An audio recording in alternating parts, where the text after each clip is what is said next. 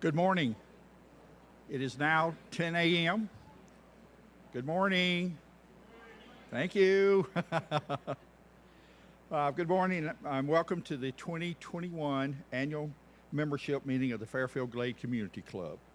My name is John Wedgeworth, and I am the secretary for the Community Club Board of Directors.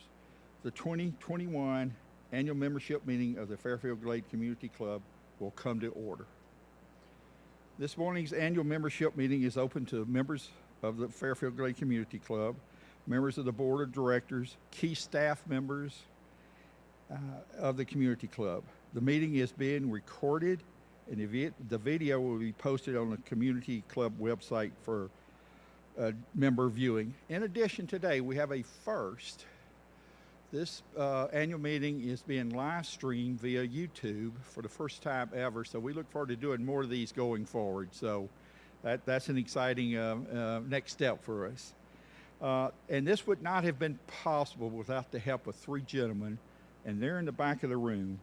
And I would certainly like to thank Jared Kirby, Trenton Davis, and Jonathan Blankenship. Thank you guys for a great job.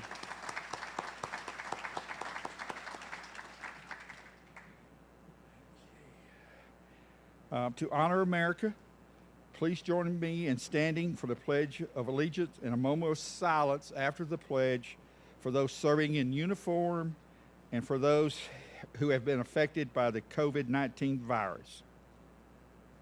I pledge allegiance to the flag of the United States of America and to the republic for which it stands, one nation, under God, indivisible, with liberty and justice for all.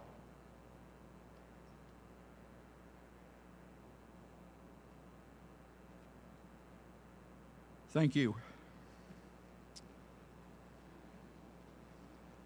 This morning, I would also like to introduce the Board of Directors. First up, we have Jenny Miller, Vice President. We have Bruce Cox, the Treasurer.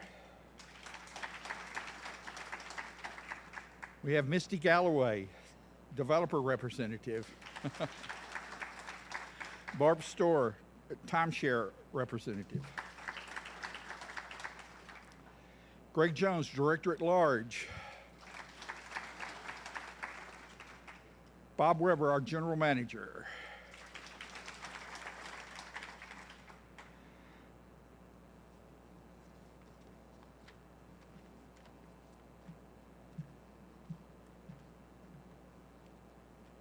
Good morning and welcome to the 2021 annual membership meeting.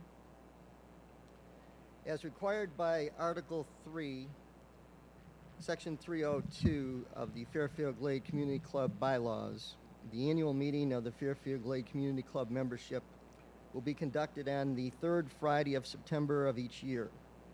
The purpose of the annual meeting is to provide the membership with a report on the financial conditions of the community club and to announce the results of the election of directors. Consistent with the 2021 annual membership meeting notice, there are no other matters for membership consideration on today's agenda. With that, may I have a motion to approve the minutes from the annual meeting in 2020 that was held on September 18th, 2020. Is there a second from the membership? Okay. Is there any discussion? All those in... On the second to last paragraph from the 2020 meeting minutes, it talks about a committee that was established to talk to the county about some road complaints. Can you update us on what happened with that committee? What were the results? Are we happy with it? Is there more discussion? And is there any policy changes that the county has made? Or? Okay, let's be very clear here. Do we have a correction to the minutes? No. Okay, then why don't we answer that as your first question in the comments section, okay? This needs to be discussed before you approve the minutes. I think we'll defer that until the question and answer period, all right? I think that's Thank you. improper. Okay, thank you. Is there any further discussion about the minutes? All those in favor say aye. All those opposed say nay. The minutes of the September 18th, 2020 annual membership meeting are approved. Now, I'd like to share a few comments with you as we look at the year. Once again, we have experienced a year of unprecedented and fundamental change, coupled with the uncertainty in the way we live our daily lives. The year 2021 was supposed to be a year of recovery and return to normal. Yet every day, we continue to experience news cycles dominated with the uncertainty of the coronavirus Delta variant infection rates, vaccination numbers, controversy over masking practices, and now even whether or not booster shots are needed. We continue to focus our attention on actions that provide our members with all the information available to us so that each member of our community can make individual, informed decisions that are in their best interest and the best interest of their loved ones, friends, and neighbors. We continue to stress that it is always our members' individual decision as to whether or not you feel comfortable using our facilities or participating in planned activities.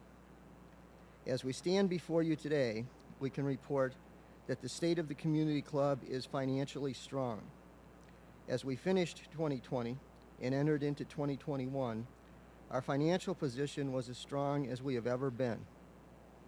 We continue to face uncertainty as we move through 2021, but the strength of our financial position provided us with a variety of financial opportunities.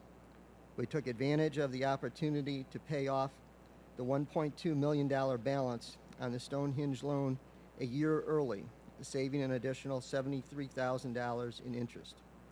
We also took advantage of the opportunity to add an additional $2.5 million to our operating reserves to provide additional insurance against potential future financial challenges. And we are now positioned to receive favorable rates as we look at future financing needs. We fully expect as we move into 2022 that we will be positioned to pay off the center loan in May of 2022, making the community club debt-free. One of the early highlights of our recovery and reopening process came at the end of May with the much anticipated reopening of the newly renovated Stonehenge Grill. We are thankful for the community's continued strong support and usage of our year-round dining operation. The Memorial Day weekend ushered in the opening of the new Mirror Lake Entertainment Pavilion, known as the Grove. The newly constructed amphitheater with its dance plaza and food vendors have drawn larger than expected crowds and has provided the community with an exciting summer entertainment season. We also completed the renovation of the existing structures and the addition of a new parking lot area at Robin Hood Park in time for Memorial Day weekend. We are currently engaged in early planning process for additional amenities, including bocce ball courts, a new pavilion with restrooms, and the first phase of construction for the Veterans and First Responders Memorial at Fairfield Glade. The new Robin Hood Park expansion amenities are anticipated to be ready by Memorial Day of 2022. August 4th brought the reopening of the new Racket Center building, containing new restrooms, a check-in area, pro shop, and social gathering area. Renovation work is continuing on the original check-in area and will contain additional restrooms with shower facilities. We expect this work to be completed later this fall. Renovations for the Heatherhurst restrooms and pro shop were also completed this spring, and plans are currently being reviewed to determine the extent and cost of renovations for the snack bar area. We recently announced the formation of our Druid Hills Advanced Planning Team to begin planning the process to determine what the next Druid Hills Golf Complex and Clubhouse should provide for our growing community. The Advanced Planning Team will work through the process to determine what functionality should be considered for inclusion in the 2022 project planning process. Construction on the first phase of the Druid Hills Golf Complex and Clubhouse will begin sometime in 2023, with additional construction phases scheduled for 2024 and 2025. We are now in the process of finalizing the capital budget for 2022 and are considering investments at the marinas, including a dock expansion project, plus continued investments in our trail system. We also want to share some comments regarding our community strategic planning efforts. Earlier this year, our existing strategic planning committee and the board were unable to reach agreement on the future direction and focus of the strategic planning committee. As a result of this disagreement, the members of the strategic planning committee chose to resign. The board has assessed the current strategic planning activities and initiatives and has established some priorities.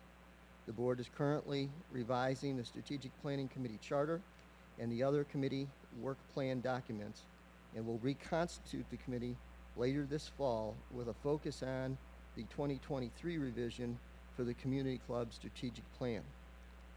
These are all exciting and extraordinary opportunities, and we're optimistic and confident that our plans and actions will provide Fairfield Glade with the opportunity to enjoy a future that is filled with growth and prosperity, ensuring that Fairfield Glade will continue to be one of the best value master plan communities in the United States. We want to take this opportunity to thank all the members of our community club family, from Bob Weber, our general manager, to the members of the senior management team, and to each member of the community club team. You have risen to the occasion with unwavering commitment and dedication, and you have made all of us proud. We continue to be impressed and are grateful for the dedicated service of our 100 fellow community club members that volunteer to participate on our board advisory committees. Your input and feedback are essential as part of the board's decision-making process. To my fellow board members, thank you for demonstrating what an exceptional team can accomplish when faced with exceptional challenges. They deliver exceptional results. Each of you vigorously advocate your point of view as we deliberate, but when it comes time for a decision, we are able to reach consensus around what is in the best interest of the community as a whole. And finally, we want to thank each and every one of you, the members of the community club who we represent. You have been resilient, very supportive, and we appreciate the confidence and trust that you have expressed in us. And that is our 2021 year in review. It's now my pleasure to introduce Bruce Cox, who is our community club treasurer, to present the treasurer's report and the 2021 audit.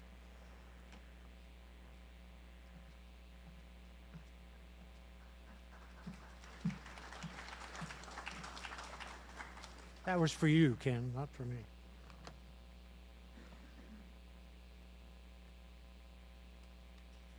Well, John, there we go. Okay, I'm going to review the audit and some financials from 2020, and I'll talk even a little bit about 2021. We have every year we have an independent audit. We had one this year for 2020 by RSM, our outside independent auditors. They looked at our financial statements that were fairly presented according to GAAP, which is the general accepted accounting practices. They look at our balance sheets, which I'm going to go over some of that information. They look at our revenue and expenses. They look at our fund balances and our cash flows. It's a week-long audit. Our finance department spends numerous hours preparing for them to come. They spend numerous hours while they're here. So it's really a big task for our finance department as we go through this. Cover a few bit things on the POA balance sheet. Cash, you can see we've actually done much better in 2020 with cash at the end of the year. These are end of year numbers, by the way. Property and equipment, we grew in 20. Long-term debt went down, so think about it. Cash is up, but debt is down, and our member equity is up as well in POA. POA cash flow, our capital income increased from $2.9 to $3.2 million year on year. Our property, plant, and equipment purchases were a little higher in 2020, and our debt service is about the same. Our debt service is the same. Those are just timing issues of when we paid the debt, but typically our debt service year on year is the same. Sewer cash is increased as well. Now, on property and equipment, you'll notice that from 2019 to 2020, our property and equipment value went down. And the reason for that is that the depreciation exceeded the amount we invested. And so when that happens, your property and equipment value will go down. Same with member equity. The one I love here is the long-term debt. We paid off the sewer loan in 2019. And so we now have no debt with the sewer department as well. Sewer cash flow, service fees were about the same. Capital income is down, and that's because we did not do some sewer extensions on which we get availability fees in 2020 because of COVID and our shutdown. So our capital income was less in 20 than it was in 19. Our property, plant, and equipment purchases were about the same, and our debt service in 2019 was only $550,154 when we paid off the loan, and of course in 2020 we had no debt service for sewer. We have the auditors like to look at our internal controls. Our major controls are reviewed by them each year. We received an unqualified audit opinion, meaning a clean report for 2018, 2019, and 2020. And I want to recognize the finance department.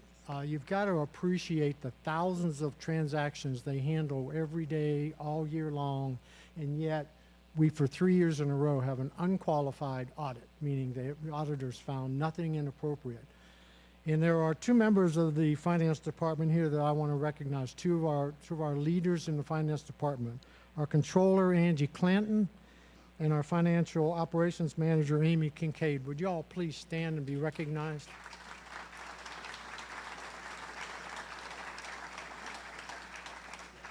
These ladies, along with their staff, do a tremendous amount of work behind the scenes, and I've told them 1,000 times, to me, no offense to the other departments sitting in this room, but I believe the finance department is absolutely the most valuable department that we have. They take our money, they make sure we manage it correctly, and they do a tremendous job. So I can't say enough about those two ladies and their staff. Financial statements are reviewed monthly by the Financial Advisory Committee and the Board of Directors.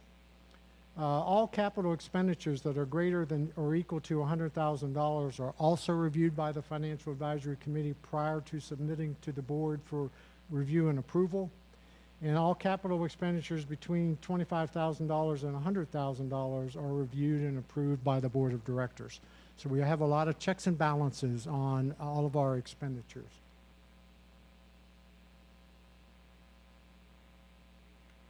Internal controls. We have segregated duties inside the finance department. Our bank reconciliation, our receipts, payables are all done by different staff and reviewed by the controller and the director of finance. There are 2 signatures required on all checks over $100,000. It was interesting, earlier this year, Mr. Weber called me and he said, "Bruce, you ever signed a check over $1 million?" I said, "Not in my lifetime, no." He said, "Well, you're going to have to," because I had to sign the check that paid off the Stonehenge loan, which was $1.2 million. And my hand was a little shaky as I wrote that check. We do background checks on all completed for all check signers. Board president and/or the treasurer must approve all investments. Now, I wanted to review with you some capital expenditures, and these may be hard to read, so I'll go through them. These are kind of significant projects that I thought we should give you some feedback on how we did. The police station, which was the old Discovery Center, we had budgeted $700,000 for the purchase and improvements of the police center, and we actually spent $672,425, so we actually came in under budget.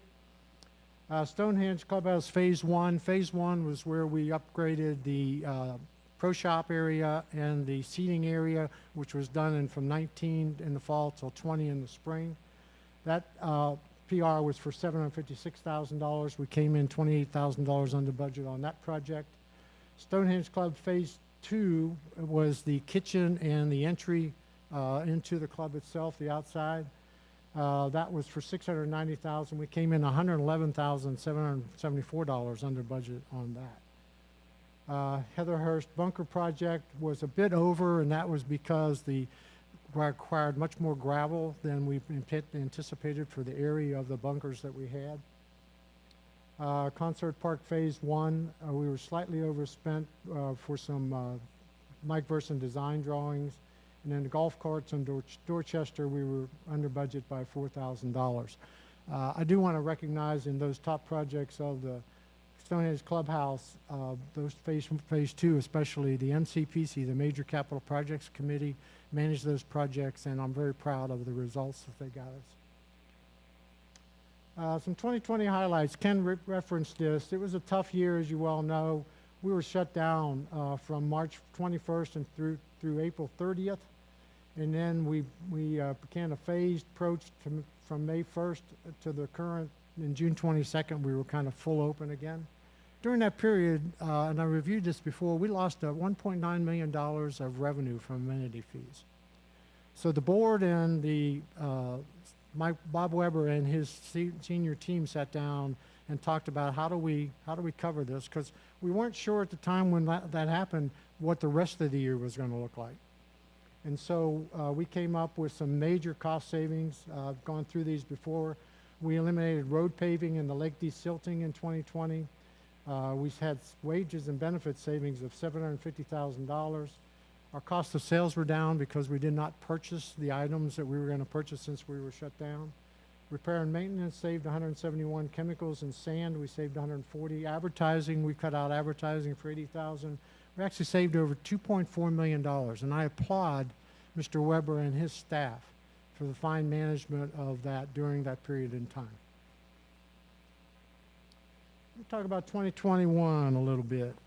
2021, what's the blue bars are where we started 2021 in those categories. The red bars are where we are through August.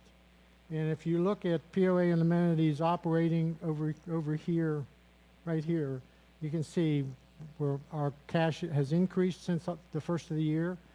This one might upset you, except it's because it's capital and it's gone down $1.4 million. Remember, we paid off the Stonehenge loan, and that's where that money came from. So that's actually, believe it or not, a good graph, in my view, because we're not making payments on interest anymore on the Stonehenge loan. POA reserve, we had $500,000 when we started the year. When we finished 2020 and we looked at how much cash we had left over, we elected to put $2.5 million in reserves. So our reserve in POA operations right now is $3 million. Think about that. We don't have any loan on Stonehenge. The loan, as Ken indicated on the center, will be paid off in May, and we have $3 million of cash reserve in POA operations. Sewer operating, the cash has increased in operations and in capital. So that chart should make you feel really comfortable, as Ken pointed out, that we are in really good financial condition at this point. In summary, we are financially strong.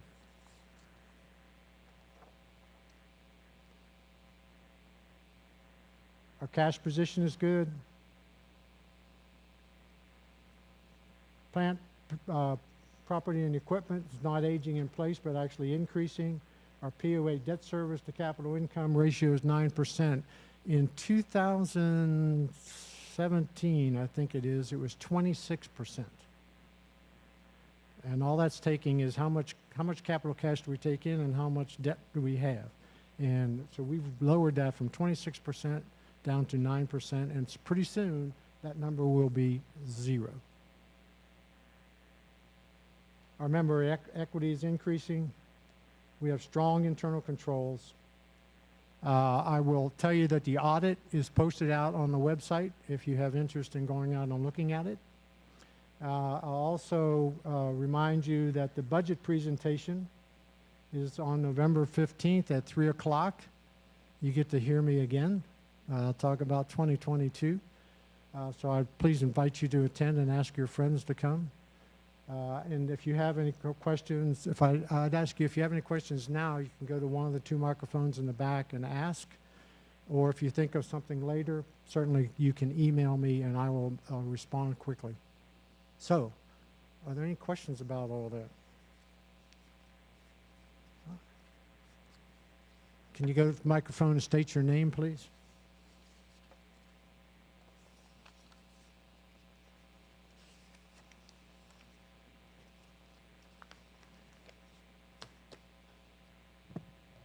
Tom Ratcliffe. Ken, as part of the audit report, and I've asked this question before, I didn't see anything in the 2020 report that listed or even commented on the fact that we did not record, as part of our receivables, at least $592,000. And again, I'm asking the question, I don't know if the auditors are here and they can explain why they chose not to even note it. What is the 592,000, the number? That's the debt owed by the county in 2020 for the lots that they owned. Okay, first, the auditors are not here. And second, I will say that that has been covered with the auditors and they are comfortable with the way that we are handling the county lots. Can you give more detail to that? There was no agreement in place till this year, so let's keep that in mind. We had a handshake, from what I understand, but can you clarify that? I don't know how else to clarify it to you, Tom. They looked at that. Those lots are written off, and they are comfortable that we are not asking the county to pay the assessment. Let's go back to that they are written off. Who wrote them off? What was written off? We write them off because people have walked away from them. Our members walked away from them. Their taxes became due. The county took the lots, and we don't ask them. I don't want to have a debate with you. That's the statement we have. Just to clarify for the members, when the county took ownership, they also had to take over the responsibility to pay the assessment. There's no exception in our bylaws for that. So let's be clear. And Tom, we've had that discussion repeatedly, and all I'm saying to you is that the board is comfortable with that, and our auditors are comfortable with that, so therefore, I am comfortable with that. I understand, but the Okay. members should get an explanation.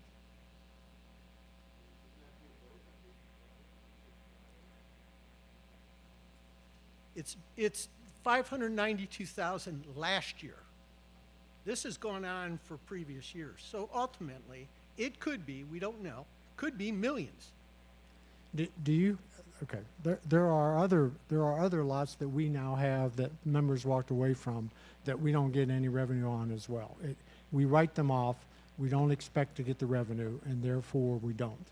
The county then turns around and tries to sell them. You know the process, Tom.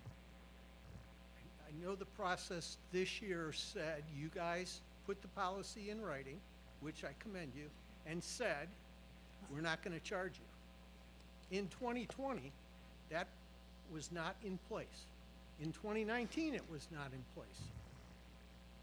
So I don't understand why it wouldn't be recorded on our financial statements. And I understand your displeasure with that. So when will we get the explanation? As I to just the gave you real- the explanation. Well, I think Thank we, you. as members, deserve to understand. Okay. Any other questions? Okay, thank you.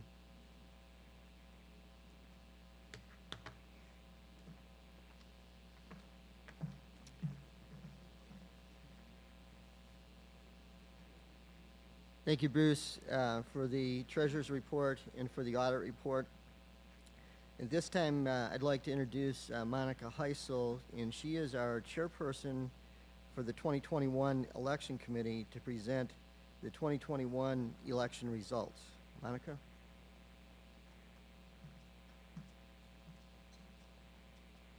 Thanks, Ken. First of all, I'd like to introduce the other members of the 2020 election committee. And if you're here, would you stand? I know Phil Riley's here. Glenn Polson. Dennis Monson. and Steve Crane. And while it might seem very simple once you hear about what transpired in the election, it really isn't, because we have to be prepared for a full-fledged election, write all the articles, give all the membership information, and without these 4 people on the team, in addition to the liaisons, which were Jeannie and Ken, and also Pat Davis, without them, it would be havoc. The Community Club Board of Directors consists of 5 property owner directors at large, 1 declarant director, and 1 interval owner director. Each director is responsible for representing the needs of the entire community. In 2021, 2 property owner director at large positions were open for election. At the conclusion of the application period, which ended on May 14th of 2021, only a single candidate had applied for each of the open vacancies, resulting in an uncontested election. In accordance with Section 407B of the current bylaws of Fairfield Glade Community Club, the candidates, incumbent members Bruce Cox and Ken Floral, are deemed elected to the Board of Directors, each for a 3-year term of office. Congratulations, gentlemen. Thank you.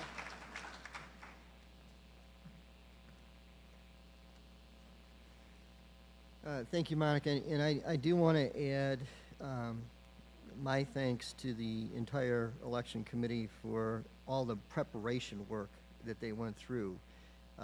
They went ahead and staged everything, got everything prepared, anticipating that we would have a regular annual election. And then, of course, we didn't have additional candidates.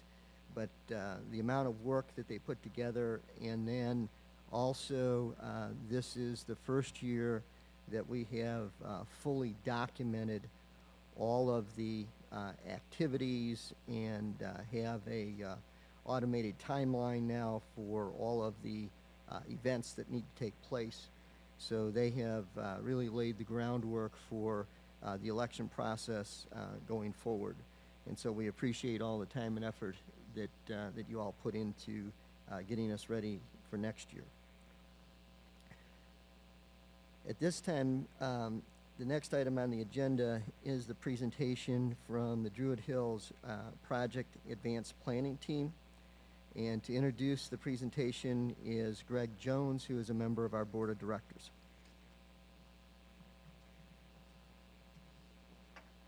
Thank you, Ken.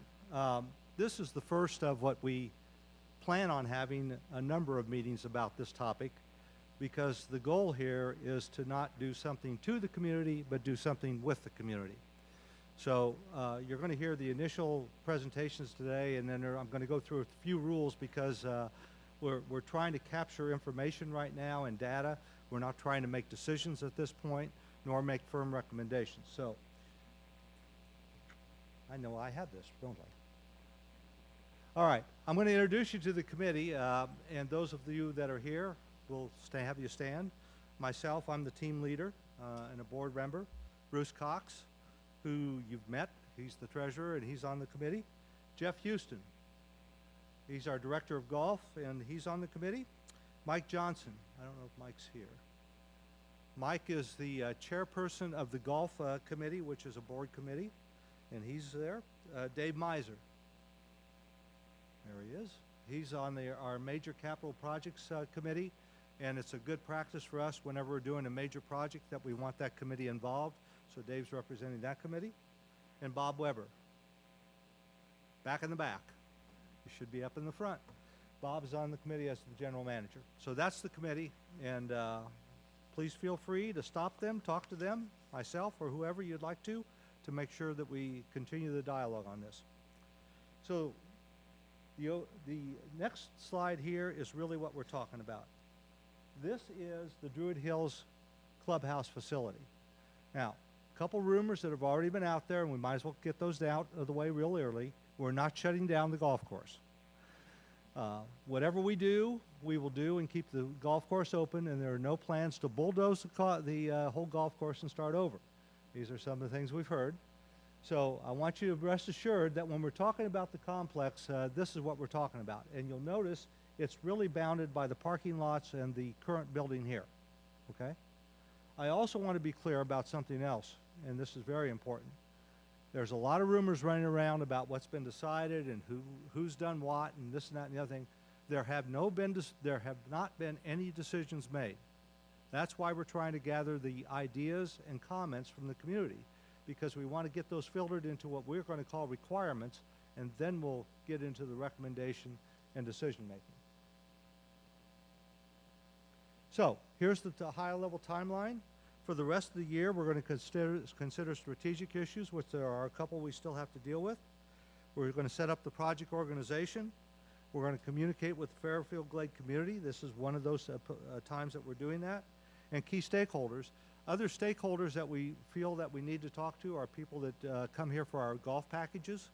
Certainly the Wyndham, our visitors there, our timeshare participants, because they're all going to use this facility, and we at least want to have the opportunity to get their ideas as well. And then finally, we'll define the scope of the work for the overall project. The first half of 2022, next year, we're going to work on the detailed planning for the new or remodeled Druid Hills Clubhouse. I want that to be clear. New or remodeled. We haven't made any decisions yet about what to do with this building. So it is truly an open item about what we're going to look at. And then the second half of 2022, we'll finalize the scope of work, and we'll start the contracting for the construction that will be done in 2023. 2023, we'll begin phase 1 of the building and remodeling, and then we'll be doing the detailed planning for phase 2. We think there'll be more than one phase just because of the scope of this, and probably that we'll be dealing with this building, and then we'll be dealing with other structures or other properties here as well. So we probably will do what we're going to do here with this building first and then move on to the other pieces of it. So we see this as a multi-year project. And then finally in 2024, we'll complete phase 1 of the building and remodeling, finalize the scope and work and contracting for phase 2. All right, so what are the must-haves? The must-have requirements for the Druid Hill Clubhouse area as defined by the advanced planning team are we're going to have a golf shop. We're going to have central tea time hosted. We're going to have a director of golf office. We're going to have centralized receiving for golf-related goods and equipment, and there will be food and beverage for golfers. Those are the minimums. Those are the must-haves. There's two questions that we're trying to answer, and both of them are equally important. The first one is, what does the community want above the must-have requirements for the Druid Hills Clubhouse? The second one is, what will the community support above the must-have requirements for the Druid Hills Clubhouse? Both of those questions must be answered. It's not just a matter of saying this is what we want. It's a matter of making sure that we support it as well. I heard someone I was talking to about this, and I won't give credit to the individual right now, but at some point I will. You know, the person was telling me, he said, well, it's kind of like, you know, the Field of Dreams. If they build it, they will come. And then he said, but it's really more like, if they come, we'll build it or remodel it. And that's really what we're talking about here. And that's why we're glad that we're having these meetings. We're glad that we're getting your comments and suggestions, because we need those, because this will be something done in conjunction with the community, not 5 or 6 people sitting in a room deciding what to do. So, we did meet with the Golf League leaders, which represented, I don't even know, Jeff, about how many people would that represent? There was about 70, 75 at the, Yeah, but how many in the leagues? over 100 golf groups. Yeah. So, you can tell that that's a pretty sizable group, and this is just one input. You're going to have other inputs as well, and so will they. But we heard some things about what they wanted in golf. Dedicated short game area, golf training center, larger putting greens, covered hitting bays, space for tournaments, 100 to 150 inside and outside room for that, a short course, indoor short game area, and large driving range tees, have the front 9 become the back 9, in other words, flip it, and a training facility or short game area, of course, will not be used. So as you can see, everyone's in agreement. So this is what we're going to go through is we expect that things are going to be different, and that's what we have to sort through to get through, well, what do we really agree to as a community? Some inputs that we got for food and beverage. Sports bar with later hours. A full-service restaurant. A served breakfast. Larger bar area with full bar. Separate space for golfers. Seasonal restaurant. Outside vendor run the operation. I like an Irish pub. That was not mine, but the fact of the matter is, again, you see there's a variety of ideas, and that's where we need to be right now, is getting and capturing those ideas. Some inputs we already see in general. Demolish the clubhouse and move the location. Have space for special meetings, pasta nights, Thanksgiving, Easter, etc., kind of like what the old Legends was used for, I'm sorry, the Fireside, Legends, I mean, was used for in the past. Space for meetings and card games. Just revamp Legends and Fireside. Make something similar to Legends. Clone of Dorchester. Make the building a 2-story to create better views. Don't need to do anything, waste of money. Bulldoze all of Druid and start over. By the end of that one, that may be my suggestion, I don't know. But the fact of the matter is again, through these comments you can see that we're trying to collect a range of opinions because that's what we really need to do right now. We are in, and when we get comments here, and we're going to time box them to about 30 minutes because this really is the annual meeting, it's not the Druid meeting. We will have another town meeting just on Druid where we'll give a lot more time for anybody to raise whatever issues they want, and we anticipate that we'll have that within the next 30 days. But I want to lay out a couple things here on the question things here. We are in what I call the requirements phase, and what I mean by that is that we're just gathering the requirements. We're just trying to get the ideas. We're not trying to solve anything at this meeting. So keep that in mind when we're going through the comments, because really we want to make sure that we give everyone that we possibly can an opportunity to talk. This is just the beginning. This is not the middle. This is not the end. We plan on having other meetings like this. We want to hear, and I'm interested in hearing, is that first question is, what's the best way to engage you? Is this a good forum? Is there a better way? You know, some people have talked about surveys. Those are good and bad.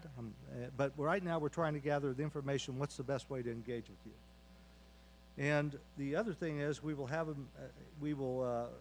have the 30 minutes. So please be quick with your comments.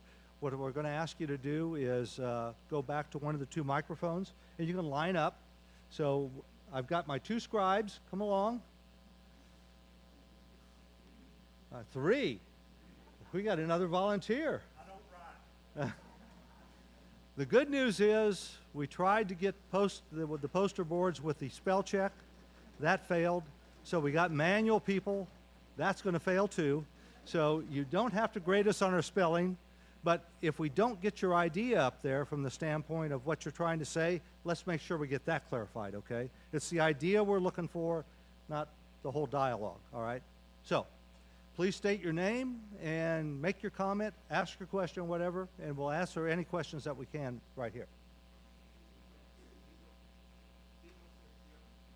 I've been a community club member since 2005.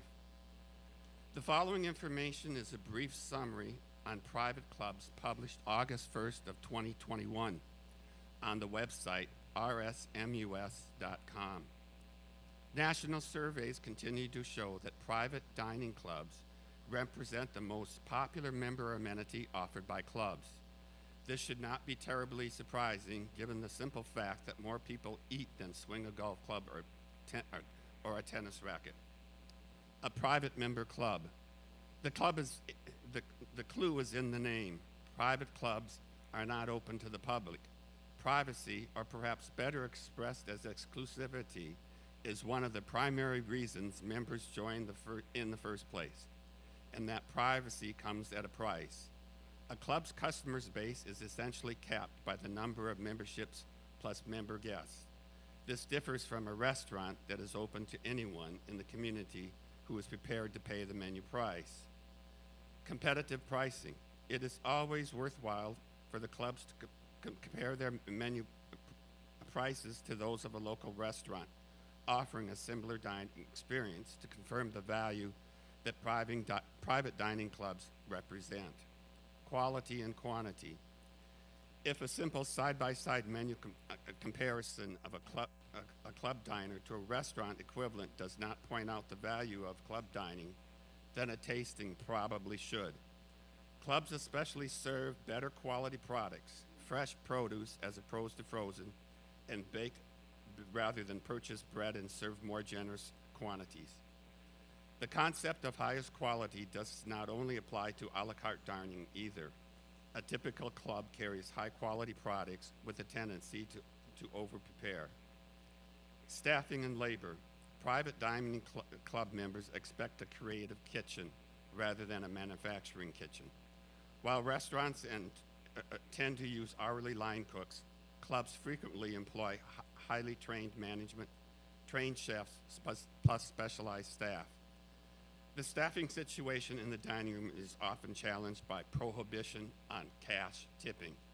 Clubs therefore find themselves paying a higher hourly wage to wait staff. My personal criteria for joining a private dining club. 1, I need some assurance that the main chef is highly rated. A taste testing with the selected chef for potential members would be great. Kelly Blue Book calculated that it cost me 93 cents a mile to operate my $36,000 vehicle.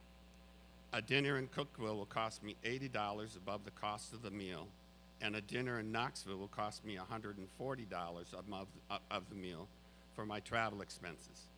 I would then consider these travel expenses against some monthly dues for a private dining club.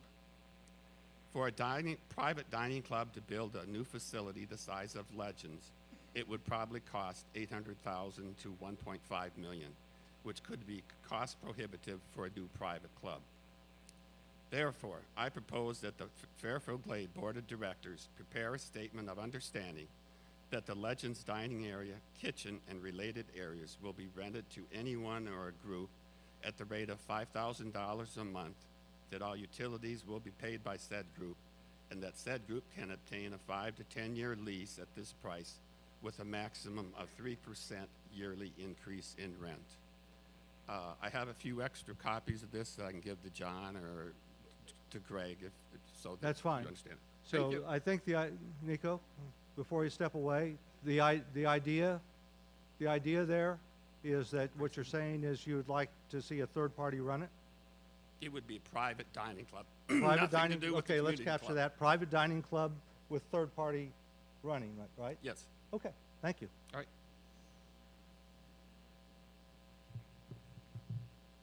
My name is Bill Bach. I'd like to address the issue of losing a space like Legends. I'm membership chairman of the Fairfield Glade Lions Club. We are the largest Lions Club in the state of Tennessee. We currently meet every month at Legends for a meal and a meeting. Our attendance is anywhere between 60 to 100, could be more. There are no other facilities within Fairfield Glade that can hold us with a catered dinner or just meeting other than CCC. Our monies go to charity. We do all the sight and vision testing for all the Cumberland County schools here yearly. Unfortunately, we're not doing it. We haven't done it for 2 years because of COVID. We cannot afford to spend $400 to rent a room for 3 to 4 hours one evening a month. I understand we are not the only large group needing space. Please consider the entire community, not just a few special interest groups. I would like to also add a couple of little comments, and I won't go on with it. Pat and I have been here for 5 years. We moved here partially because of the amenities in the 2 restaurants. Legends offered good food and lots of special nights. I'm not going to go into those. We know what they are. Legends Bar was a fun place to get a sandwich and plenty of drink. Stonehenge was our little sports bar with good drinks and bar food. We bought a house, made a lot of friends. Now we have 1 small restaurant, not enough help, so it's always open, so we never go over there anymore. We did not know that there was no gourmet restaurants in Crossville, Tennessee, but had plenty right here in the Glade. And now it's all gone, all closed up. Oh, I forgot, we have a Mexican restaurant coming to Pavilion Road. Really exciting. People are moving here in droves, but we have no decent places to eat or drink. Remember, not everyone plays golf, has a beer, and goes home. We all live here every day, 24/7, 365 days a year. Thank you. Thank you. Thank you for the presentation.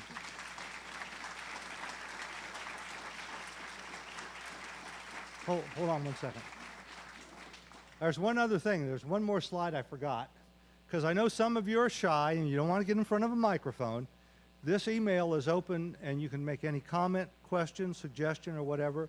I will promise you that we will get back to you, and if we don't know the answer, we will tell you that, but we will at least acknowledge that we received. Okay, so those, and it's on your agenda. If you look at the agenda under the presentation for Druid Hills, it's there. Okay, so please feel free to use this email. I'm sorry, go on ahead. It's fine. My name is Dwight Wages. I'm a resident here for 14 years. Are you willing to accept questions now for something other than the golf? If we can answer them. Okay, I have two questions that I'd like to present that were based on the agenda earlier. It was reported about the election very quickly because there really didn't need to be an election. This is at least the second time now where we've had nobody else running. Hold on. We'll only take the questions of Druid Hills at this point. Well, that's what I asked. I'm sorry, I misunderstood you. I thought you said questions about Druid Hills.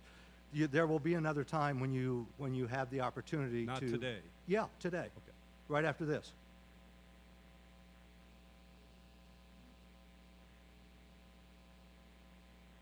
Good morning. My name is Norm Semple, and I'm speaking off the cuff because I don't have a whole bunch of notes. But I have lived in private communities and in joint communities in the past. And I don't know of any restaurant that has been run in those kinds of facilities that were money makers, unless they had a high volume of alcohol served. And with 6 bar stools, or whatever the bar stools are, in the area of the Stonehenge, that doesn't look like a feasible operation to me. I may be wrong about that. Other people may have different opinions, but that's an observation I've made over the years. We have a large number of golfing groups come in. There is really no place for a group of golfers to go and relax, have a drink, discuss their round, which is the predominant response after a round of golf. The facilities, you know, at Dorchester and that are a little better than they are around here, meaning Stonehenge or Druid, but it's very limited, and I think there's a lot of revenue that can be generated by that. Another opinion of mine is that I like to know what the return on investment of a golf complex would be.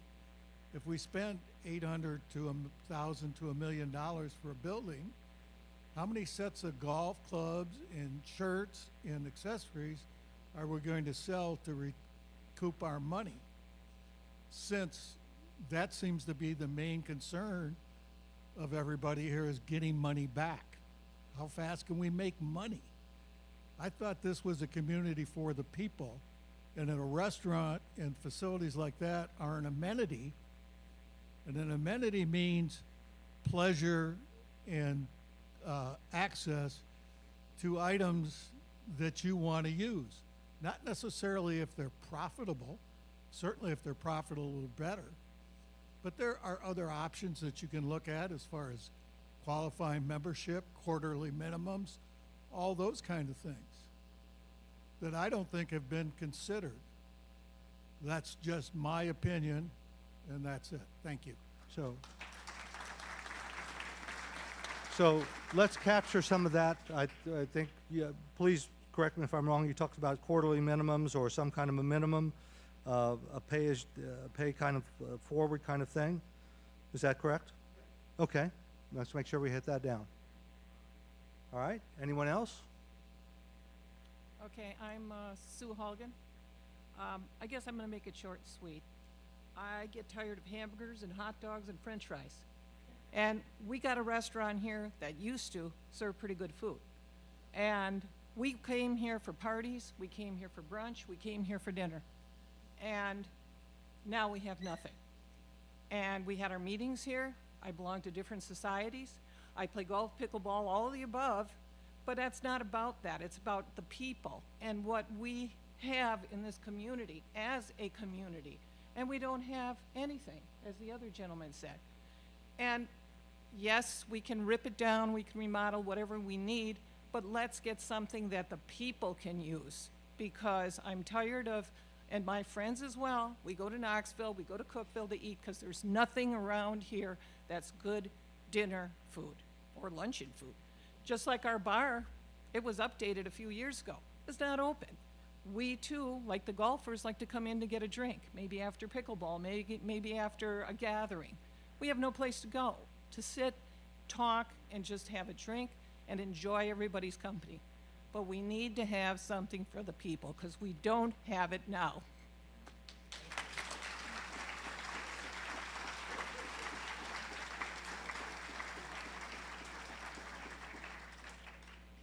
I don't know exactly how to summarize that. I get your point. But let's at least put down something around people gathering. Is that fair? Restaurant, okay, all right. Yeah, we've heard that. You've seen that we got a few comments on the food and beverage piece.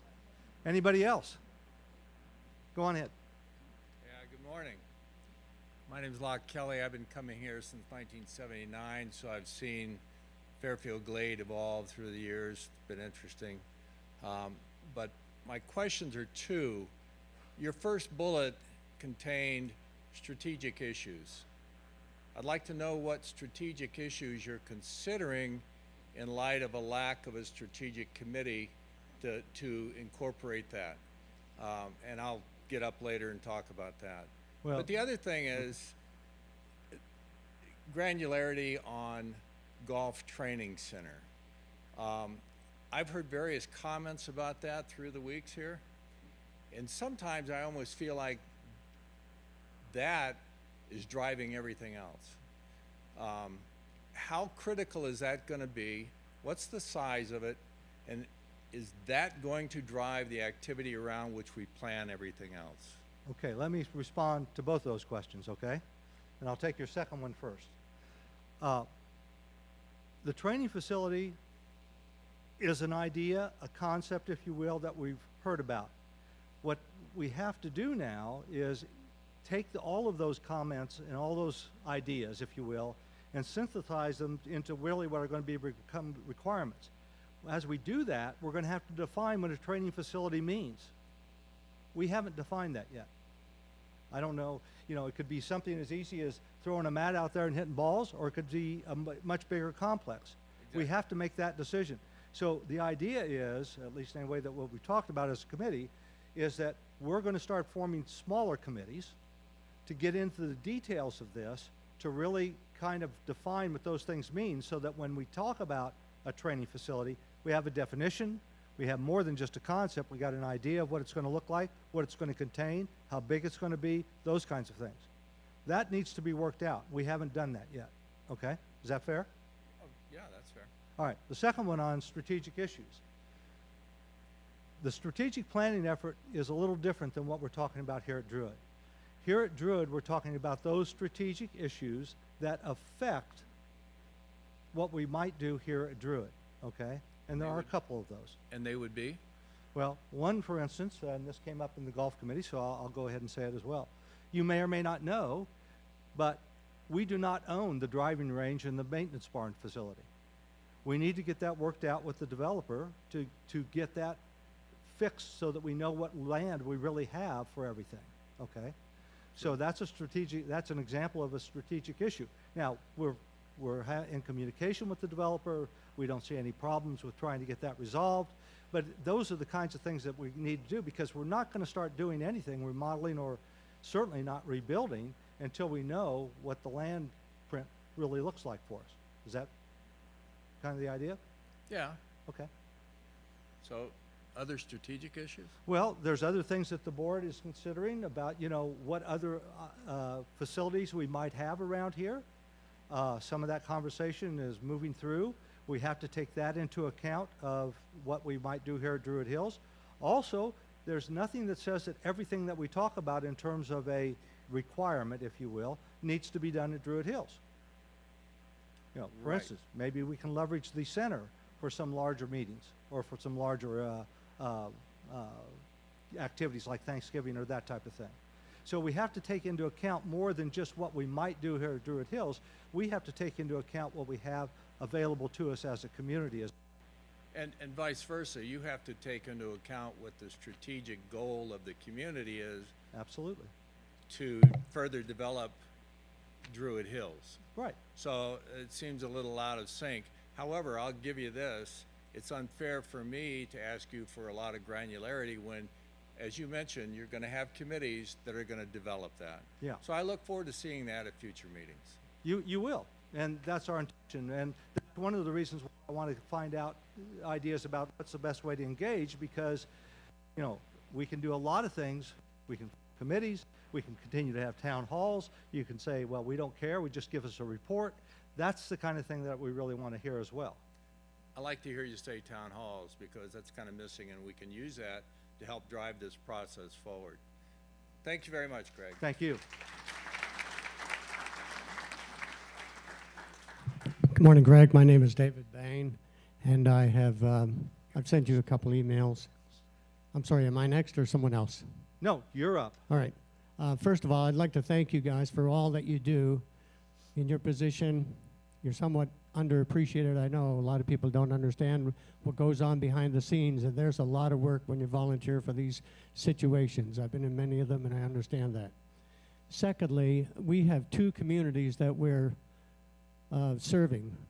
The community of the residents that live here, and then there's the community of visitors.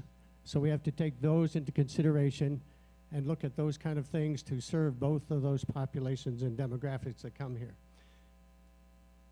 So a couple other questions, if I could, or comments. If you could bring up that site plan again, that would be appreciated. If I can get there. There it is there. I'm not sure of the acreage or how much acreage you have there, or square footage, whatever, but it looks like a pretty large plot of land. And I think that having that does provide tremendous opportunities for various considerations that we have. And obviously you've heard a lot about what the needs are. You guys are evaluating a lot of what those needs are. And I just think that we need to look at this thing very carefully. Obviously, huge economics associated with this. You know, when you're talking about building a clubhouse like Dorchester, it's not $1 million. It's probably more in the $4 or $5 million range these days. But I think that you've got opportunity here. You can make a great complex. We just have to look at, as you said, what needs to be served and how is it going to be supported. Everybody needs to understand that when you open it, people need to be there. They need to support it and fund it. And we've heard a lot of information. You're getting a lot of information online. You're getting a lot of comments, a lot to do with food service, restaurants, and the like. And that seems to be one of the highlight issues. So I'm sure you're going to take the 4 or 5 critical points that come out from everyone and analyze those to the best of your abilities and come to a good conclusion. I think that you should take those things once you get them, put them out to the community in a survey format, and kind of get some feedback from the community, as well as how you would do that from the visiting community. I'm not sure how you'd do that, but if you can get that out, get the feedback on those critical items, then you might have a good resolution as to where you can go forward on this. your time frames and what you plan to do, and you had that schedule up there a little earlier, seems a little aggressive for where you are today from my perspective. Thank you very much for your time. Thank you.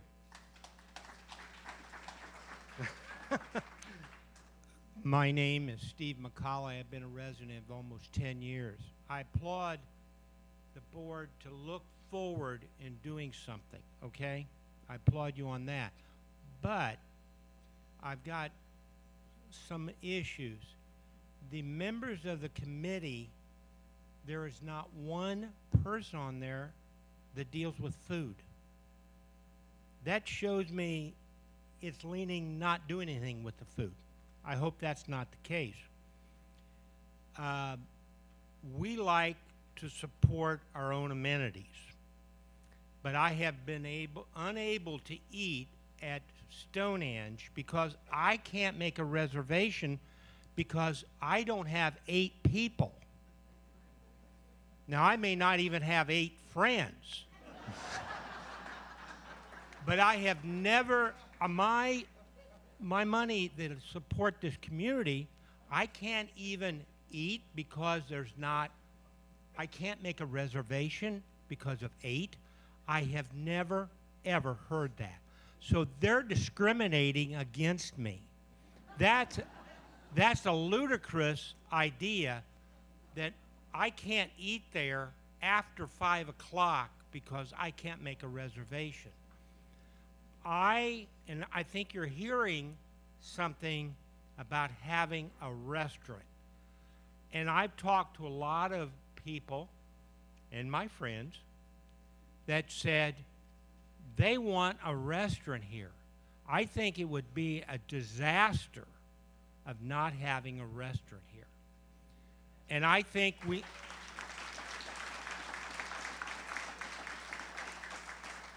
I think the board may have had a knee-jerk reaction with a survey that said, oh, we don't want to spend $750,000 of support a restaurant. And all of a sudden, we're going the other way, and we're going to do away with it. I think that's ludicrous.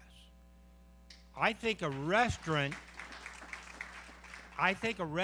is as important as a golf. And I'm a golfer, and I support that. And I agree there needs to be upgrading. But do not forget the restaurant. And the committee showed me, where's the restaurant people? Where's the food and beverage? They need to be on this committee.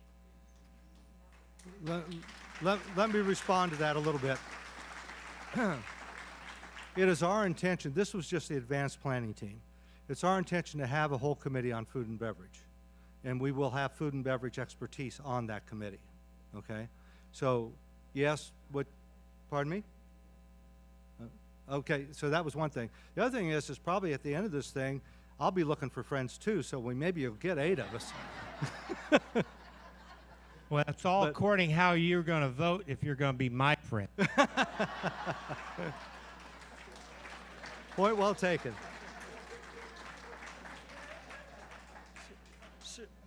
So Greg, quickly, a couple of things. I think what I've heard basically is I believe your committee ought to break it down into 2 things, restaurant and golf, have it totally separate.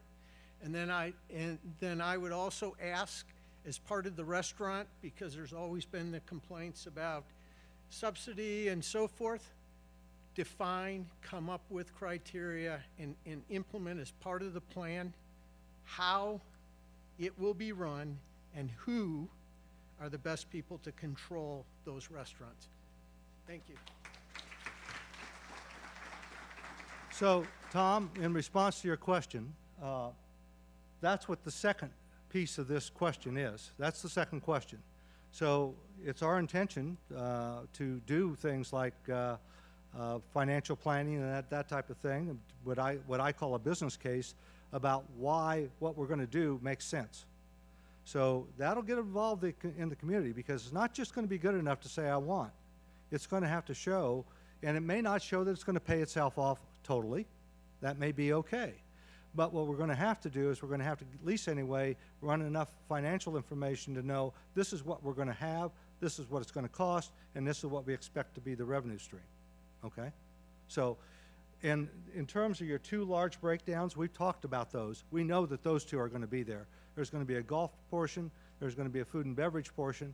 It's hard for the golf portion not to get into some of the food and beverage, so we see there's going to be some joint meetings there from time to time. But yes, our intention is to get both of those streams and maybe more going to make sure that we do this the right way. You know, the other thing is this building has served us well for 50 years. We're going to get one more chance to do this because I'm not going to be around here, I don't think, in the next 50 years. And most of us in this room won't be. But the fact of the matter is that's why we want to take the time, get the planning right, get the requirements right, get the business case right before we start doing things. My name is Karen Gammon. I've been a resident here for almost 10 years, and I am a golfer, but I would like to address two needs. We have a lot of women who no longer play golf, who play cards. We have no place to play cards anymore, except on Wednesdays, they open the door for us to come in. There's mahjong, there's bridge, there's hand and foot. We come in here and play. We clean our table, we sweep our floor, we put all our garbage in the can and leave it, but we have no place to go. We used to play at Heatherhurst. That is closed. So I ask that this be addressed for a lot, and I know there's men in this group, but for a lot of women. Okay. And my next comment is, as of July 1, Fairfield Glade has 8,534 residents, and we have a restaurant that seats inside 72 people. Now,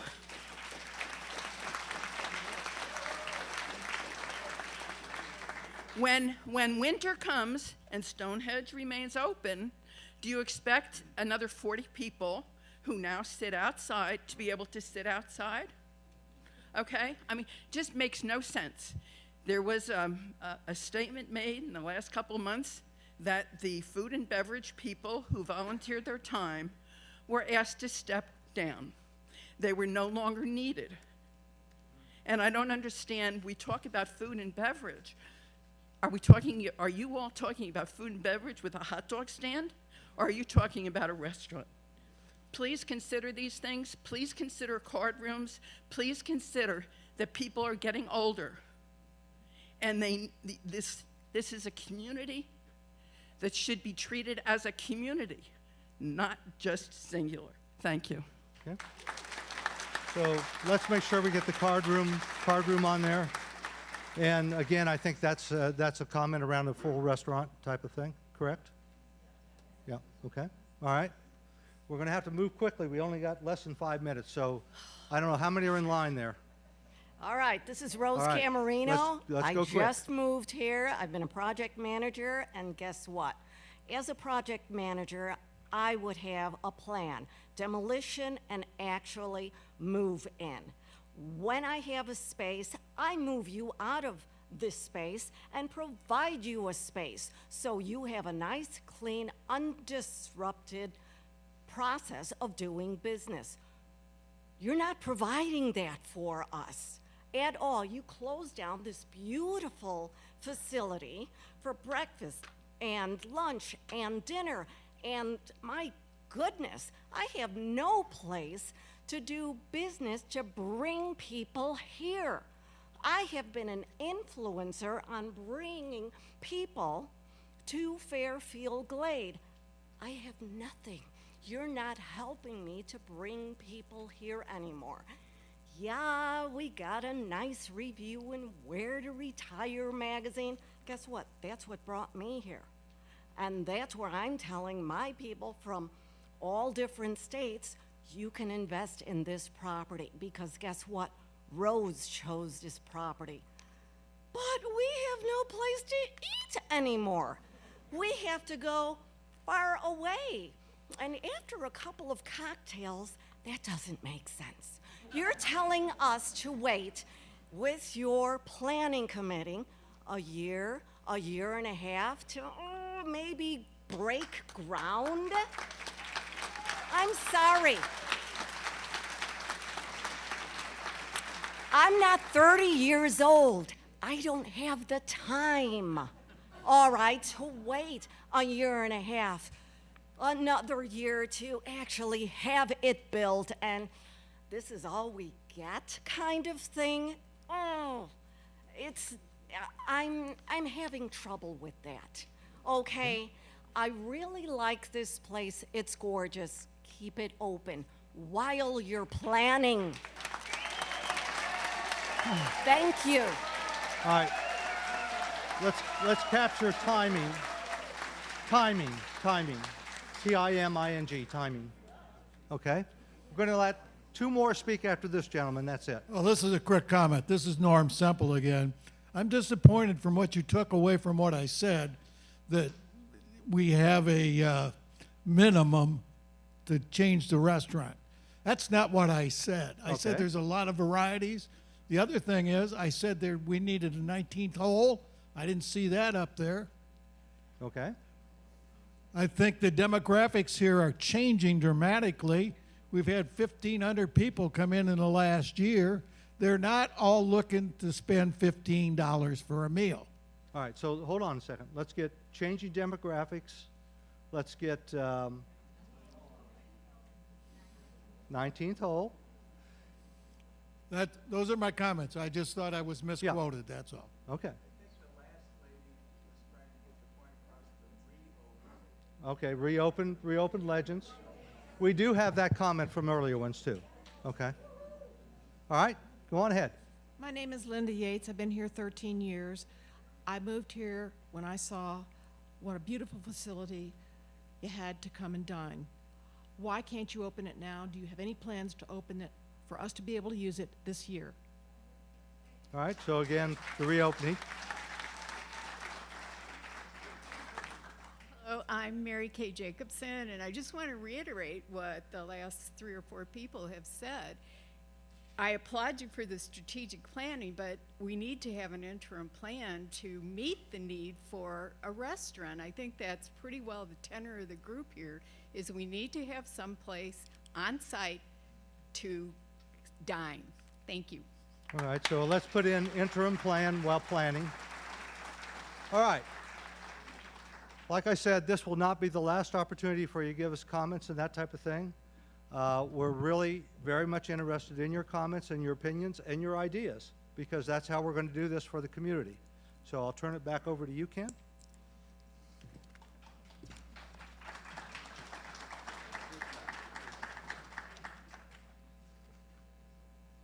Okay, Greg, we appreciate the work that you and your team are doing to get this. Said comments from membership. It did not say comments only related to the golf course. All right. I'm sorry. You want to hang on 1 minute? Please, I would hang like on to a have minute. that opportunity. Okay, hang on to a minute. address. Okay, thank you. Okay, at this point, we're going to recognize comments from the community. Okay, and we'll do those at the 2 microphones. And so please state your name and your address, and try to limit your comments to 2 minutes in length, out of respect for the other members who also would wish to comment. So let me go ahead, sir. You're there, and then I'd like Nico Sergio to step up next so we can talk about his issue. It's yours. My name is Dwight Wages. I've been here Okay. 14 years, and I live on Rotherham Drive. Mm-hmm. Earlier, when the election committee chairperson spoke about the meeting and informed us, as we think all know, that we had no people running unopposed.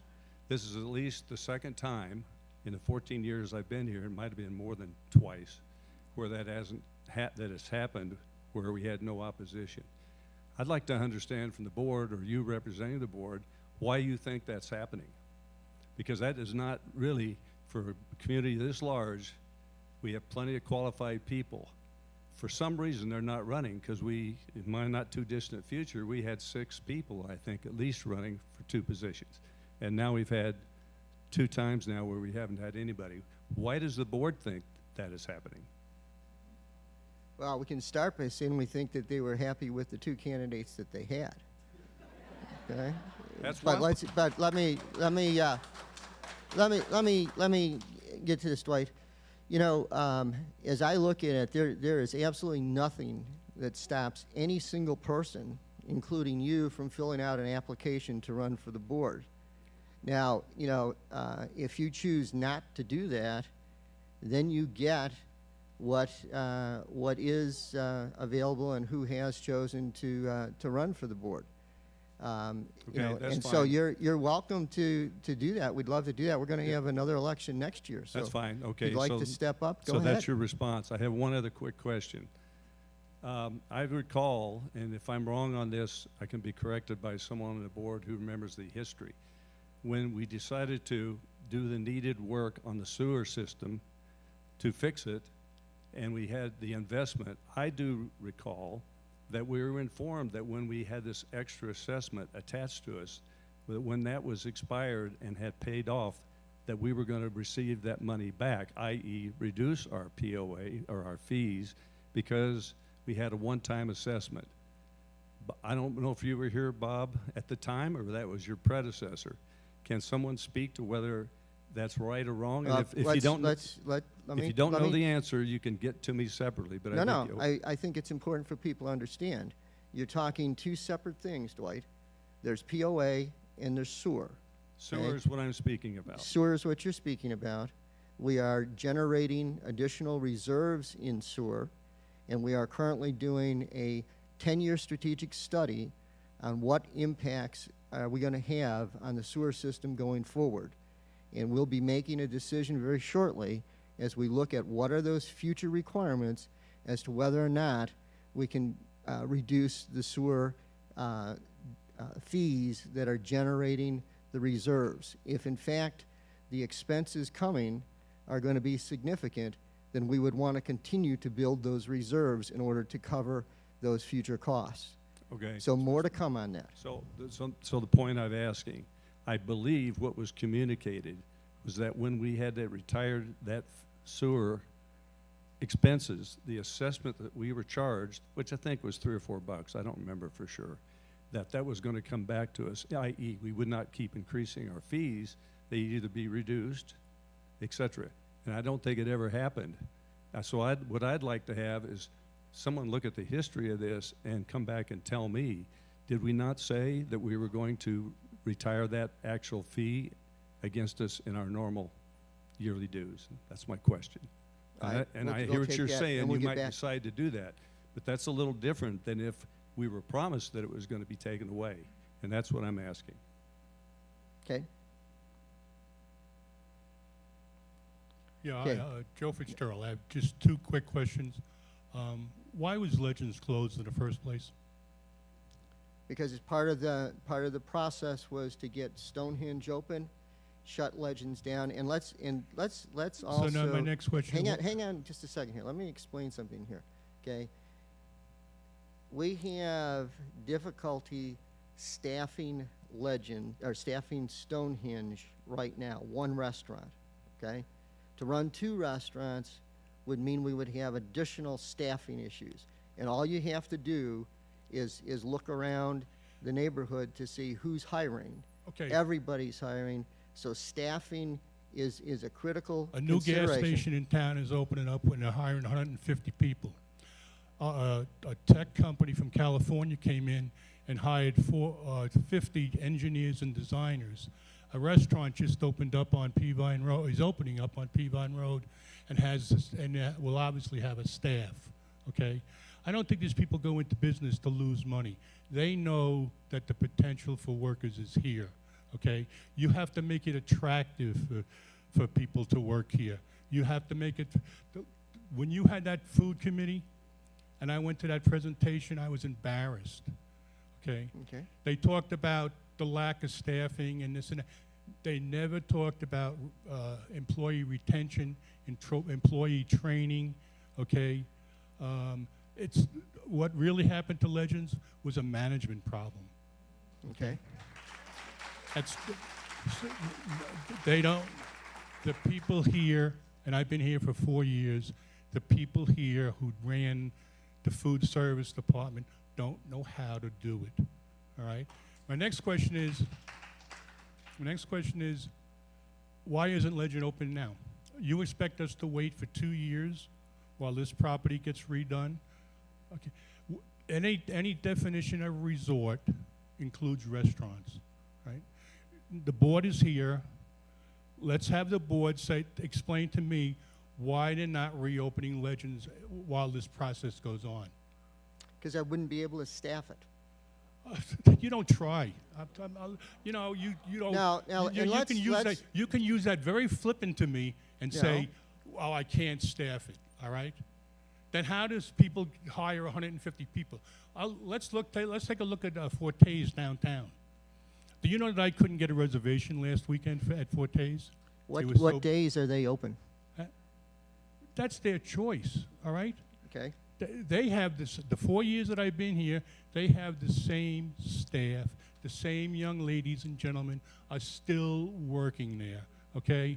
What do they have, a magic whistle or something?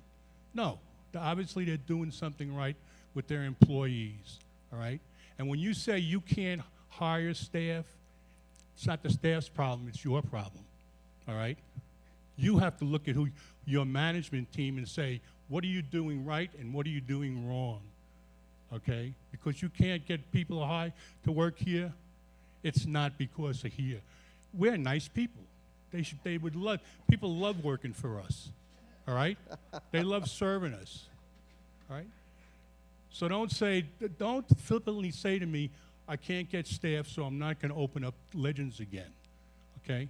Try it, okay? But also try it with some intention of keeping your staff happy, very important, all right? And keeping us happy. Thank you.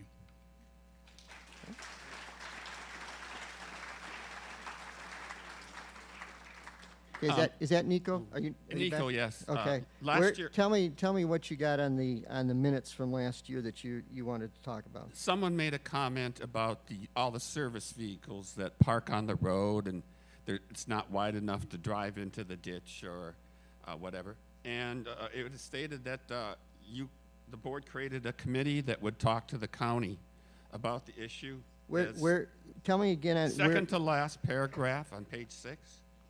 Another property owner expressed her concerns with the condition of Stonehenge Drive and the major drop-offs, which is a safety issue when large vehicles travel on that road and there's no shoulders. And it was suggested that we form a committee to take this issue to the county. In my neighborhood, when people move in and out or contractors come, some of these people block the road. And I don't know if Fairfield Police can find these people or if anything came of this comment last year. Okay, first of all, if at any time in the state of Tennessee, if a vehicle is blocking a travel lane, that is a violation of the law, and the operator of that vehicle can be fined and given a summons, okay? Now, for that to happen, you have to call the police and have them come out, okay? So when your lawn care guys park right in the middle of the street, they are blocking a travel lane and they are violating the law, okay? So that can be addressed by just calling the police department to get them to move the vehicles. Now, the drop-offs on the side of the roads, who owns those roads? The county owns those roads. And the county roads are driven by the county road superintendent, and we have shared those concerns with him. But as you look at the terrain, if you think we're going to end up with roads that have pull-out lanes on them all over the Glade, that's not going to happen anytime soon. That's one of the reasons why we're very, very strongly support making sure that we keep the speed limits down to 30 miles an hour, because anything faster than that actually makes you unsafe on the roads that we have, especially the main roads where you have the drop-offs. Could you publish something in the next magnified that what the procedure is so that people understand that? The procedure for calling, if somebody's blocking the road, they have, okay. They can call the police, or else they just have to drive around or whatever. That would be nice. Thank you. All right. Okay. Yes, sir. Hey, Locke Kelly again. In a larger overarching view, you mentioned in the opening remarks that the strategic committee had basically walked away or quit, and that they were loggerheads, my term, with the board. And that's what prompted their action. I'd like to know what were the issues that caused an entire committee to walk away. I've also heard the committee was fired. I don't really care. The fact is we had a strategic committee that disappeared. And what were the issues? What did the board take away from those issues? Has the board modified any of their views because of those issues? And I'm concerned because we've got a low churn rate on the board membership. We really need a strategic plan. The Dorchester issue, other issues around here, basically this meeting, a lot of granularity, but what's the overall picture? Where are we as a community going? And then we'll understand how all of what you presented today supports that. So what was the issue that caused the committee to disappear? Planning horizon. What time frame did we want the strategic planning committee to look at? We have a budget process for next year and the year after. There's a 5-year capital plan that gives us a list of priorities of projects that need to be done. And so the board felt that the strategic planning committee should be looking at a timing horizon of at least 6 years out into the future. Okay. The committee wanted to focus on managing some actual projects that were being considered. And so we said there's a disconnect here between where the board would like for you to be focused and what you want to focus on. And the committee decided to resign. Are you going to reform that committee? In my opening comments, I mentioned to you that we are reworking the charter for the Strategic Planning Committee, and we will reconstitute that committee later this year, and their focus will be to redo a revision to the strategic plan for 2023. For 2023, so you've ratcheted back on what you want them to look at as far as No. in the future. The strategic plan needs to be done in 2023. Their planning horizon is 6 years and beyond. So the board has not changed their view of what they want done, and which is what precipitated the other committee from walking away. Yeah, that's correct. Yeah. So the board is calcified in their view of what they want done. The board is very firm on where we want the Strategic Planning Committee to focus their attention, yes.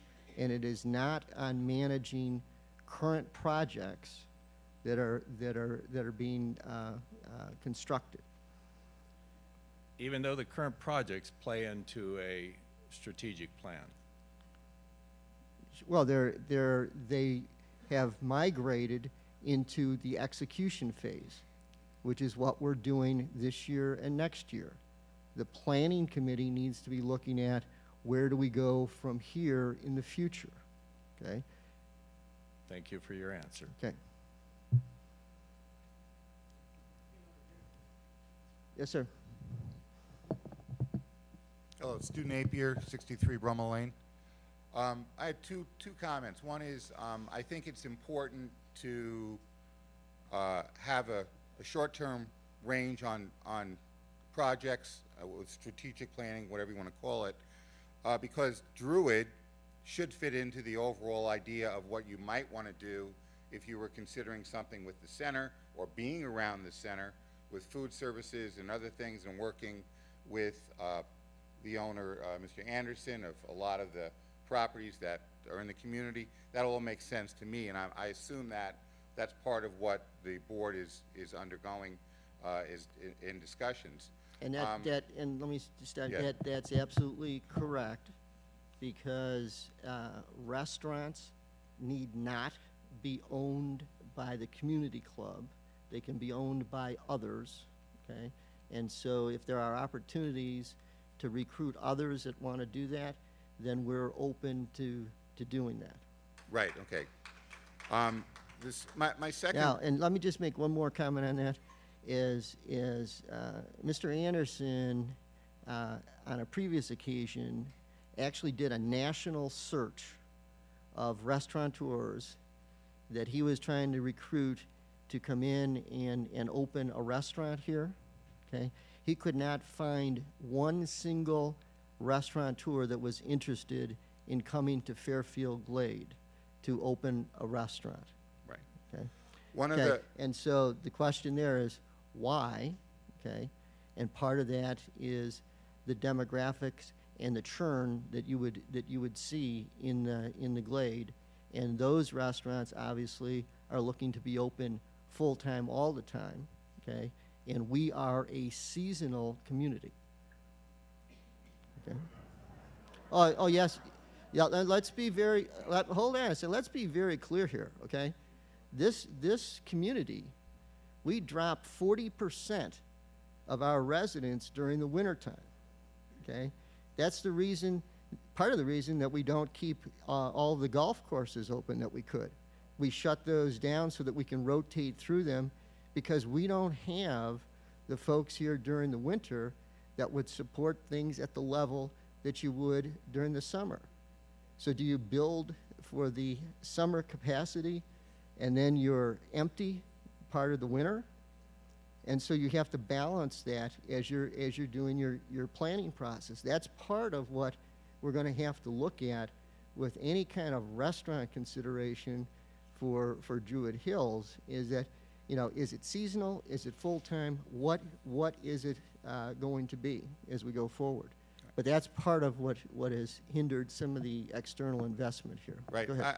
I think my second comment is, having lived in the community since 2018 full-time, talking about the entire county, there's not a tremendous amount of workforce that's out there looking for jobs. I think that's pretty evident by a lot of the businesses that can't find people to work at the fast food restaurants. I mean, it's just, this is a problem around the country. It's certainly around here. I would like the board to consider some thoughts about maybe going out and recruiting a workforce to come down and live here and work with some of the properties we have that we're not using. Maybe think about building just a real vision, talk about bringing it into the whole financial structure of what we pay, but it might be an investment that might be really worth doing if we're talking about bringing services that require a workforce, a trained workforce, bringing in the people you want to bring in, high-end chefs, whatever it might be. I mean, these are some things that I think would be really good for long-term thinking. It's not something you do tomorrow, but it's something that would require a lot of capital to build places for people to come in. I understand that, but Okay. thank you. All right, thank you.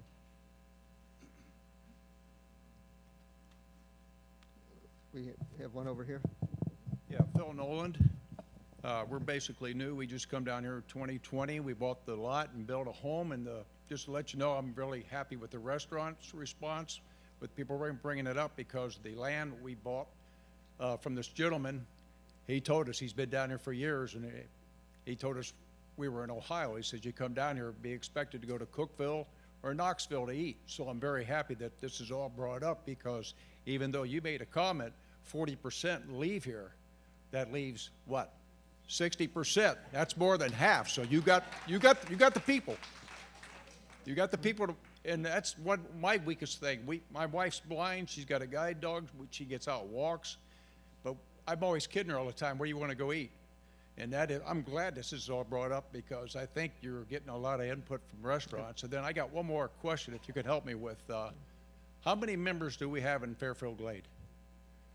Would you say? Anybody? Well, you have about 5,000 residences and about 8,000 inhabitants. Okay, my input, and I'm sure I'm going to get a response, is the VEC spraying the weed control around here, making everything look terrible. Mm-hmm. I don't know. That's correct. I don't know as Fairfield Glade residents what we can do about it, but that's way out of hand. Okay, There's well, no- let's talk about that a second, because we can give you an answer on that. VEC obviously owns the right-of-way underneath their power lines, okay, that's their property. And they spray in order to keep plants from growing up into the wires, okay? They did a major sweep through here this year. I think it's been probably the most extensive sweep through that they've done in years. And we've been having conversations with them about coming back through and cleaning up a lot of what they cut down.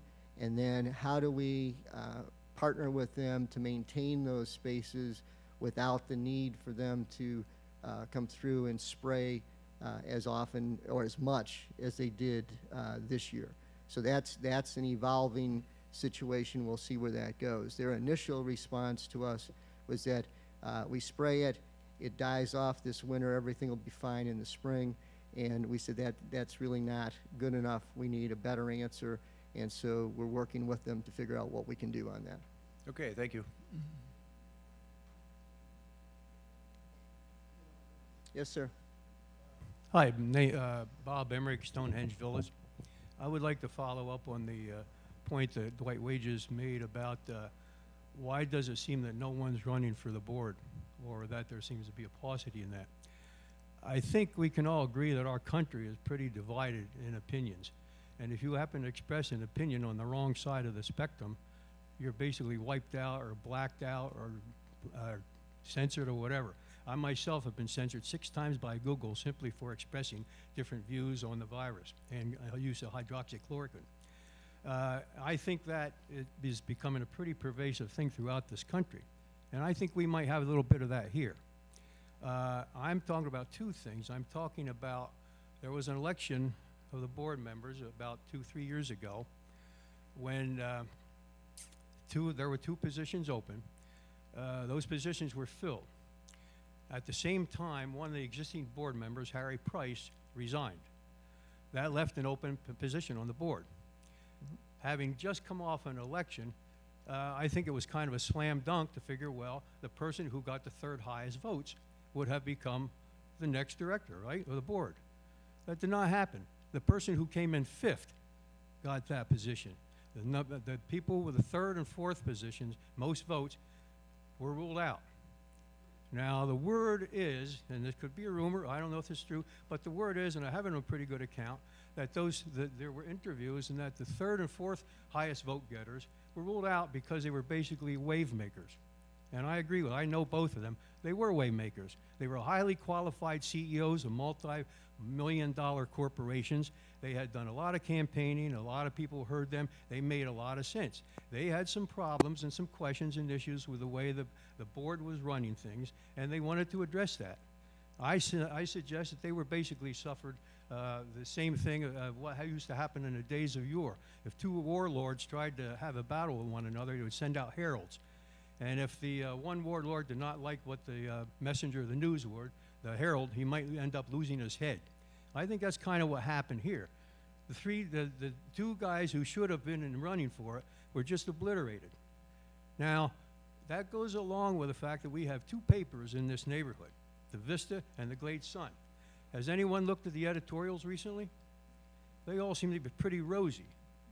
Well, actually, one of the paper doesn't even carry editorials for the most part, and the other one does is Vista.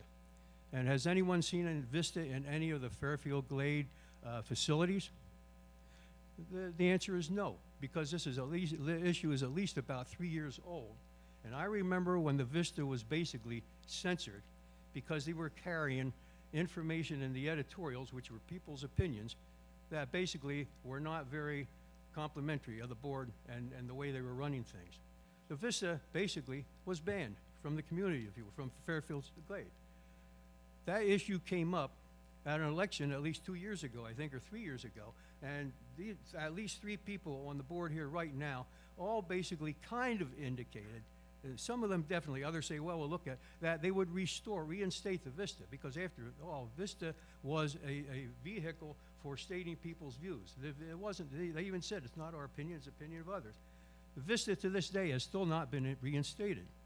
So when you ask why aren't people running for the board, I would submit that it's because there's censorship and there's don't make wave attitudes here, and it seems to be a claustrophobia or a phobia against any kind of whatever can be regarded as negative input. And maybe the reason that people get a little bit feisty or a little bit energized when they offer negative input, because they don't feel that they're being heard if their views are different than what the board comes up with. So I think that needs to be taken into consideration. I don't think the board has been given a very square shot to the public here or to the citizenry as a whole. You basically make decisions, and if you hear anything that is unsatisfactory to you, too bad, so sad, goodbye. So I don't know. I think you need to take a good look at yourselves and how you're treated. And first of all, I think the Vista needs to be reinstated. Okay, thank you. Yes, sir.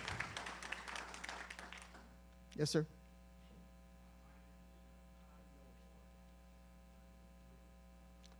Tom, could you get a little closer to the microphone for us, please? I'm Goebel, and I've lived here 23 years. And I've seen the quality of the board improve all through those years. Some of the boards in the olden days were not so good. What we got and have had for the last couple of years is the best board I've seen. So, thank you. Thank you, Tom. All right. Tom, you're back over here. Yeah.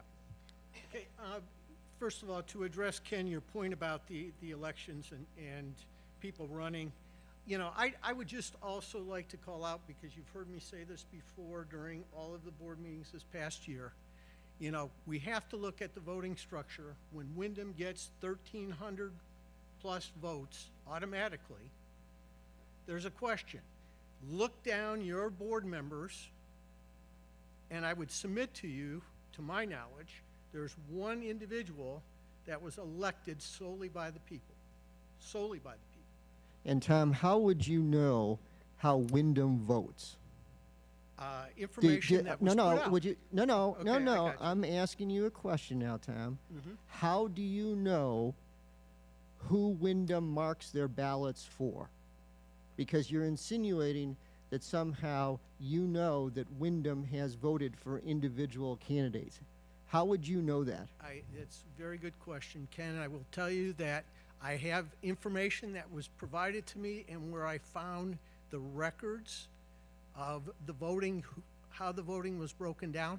You may be correct that it's not accurate because you guys don't publish it. I agree. No, but you're actually able to, you have some information on Wyndham's ballot that says we voted for this candidate or that candidate. I don't have it for their ballot. You don't have that, Tom. Okay. And nobody has that other than the third party that counts the ballots, okay? Good. That's the consideration of a secret ballot. That's how things work. Good, okay? good point, Okay, Ken. And so- good point. And so I take that, but let's acknowledge the fact that there is a large voting block. They don't split their voting. It all goes one way. That's how it has to go. So let's acknowledge that, and I'll move on to the next couple of points that I have in the sake of time. You mentioned as far as there's been a lot of discussion here on the running of the restaurant, how it's open and so forth. One of the points that we should all know and be aware of is our board, the management, our general manager reports to the board. He is one that is accountable for the running of our restaurant. Cost controls, all those things, amongst other things. The board gives his review, everything else, behind closed doors. They have a monthly meeting. They discuss all this behind closed doors. None of it's provided to the members at all. We have no idea how the performance is, anything. Nothing's provided to us. Yet you've seen some of the results, the comments about how the restaurant's run and so forth. other things behind closed doors. You know, a lot of the discussions that go on prior to having, you know, kind of shared with us go on behind closed doors. I have not seen, for example, a proposal that's come in the live session of the board that has not been unanimous. Why? Because all of the debate and everything happens behind closed doors. We see or are not privileged to any of it at all. Yet we're asked to hold the board accountable in the only way we can, election. But yet we have automatic pass-through. So I think it starts with changing the election process, number one. Number two, reducing the items that are held in, quote, the executive session or the confidential section, or at least giving the members some agenda of what's taking place behind those closed doors. Okay, thank you. Yes, ma'am, you're next. Hi, Lynn Varsack, Lakewood Drive. In addition to losing legends, and I understand all the reasons for that, I feel that essentially we have lost the community center meeting rooms. There are many organizations, clubs, groups in the Glade that can't afford to use the facilities over there any longer, and we have nowhere to go now. There, you know, some of the groups were going to Scarlett's, which was on Peavine Road. That's now closed. There's no place left in our area for our larger groups to meet. And I know that, excuse me, this was a result of making our amenities cost efficient, but how cost efficient is it to have all of that meeting space over there sitting empty? We're still paying utilities on it and all the other expenses that are involved, and even a group as large as the Ladies Club, which has, I don't know what the current is, 500 members, something like that. The only way we can afford to meet that is to continue to raise the dues and raise the cost of the meals, et cetera, and then that has a snowball effect of losing membership, and so we're back where we were again. So I would like to suggest that perhaps we can look at reducing the fees to use those spaces over there. Thank you. Okay, thank you. Yes, ma'am. Good morning. I'm Ann Troop. I live on Lakewood Drive. My question is that I see there's money set aside for desilting in the lakes, and I live right across from a cove. I've been there 3 years. I have asked 3 different times to Public Works when they might be desilted because it's a complete mosquito trap. And I've been told that it was in the budget. It was probably going to be done spring of this year.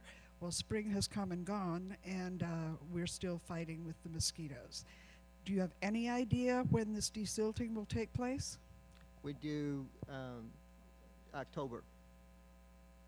October of this year? Yep.